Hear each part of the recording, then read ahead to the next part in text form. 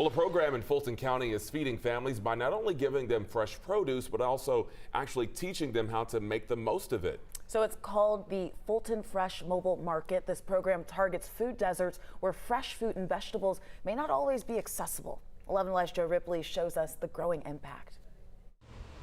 We are in a food desert. At Allen Temple AME Church on the west side of Atlanta. And so we are constantly trying to supply food to the people in our community. Feeding the spirit is just as important. We show them how they can feed their family healthy meals on a budget As feeding the body. A lot of us don't have a whole lot of money to put forth food, and food prices are so high.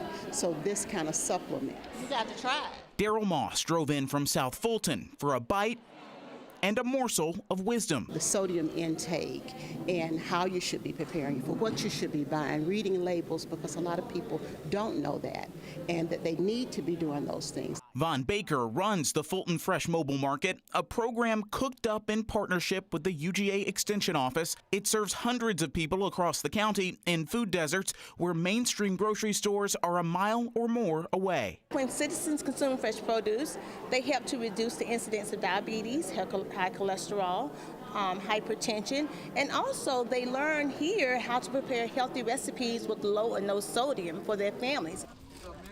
Building healthy habits by the bag, feeding families for a fraction of the cost, and feeding their mind and spirit along the way. These are tools that you can take and apply to your everyday life.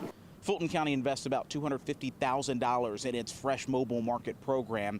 The program runs through next week. For a full schedule, just head to 11alive.com.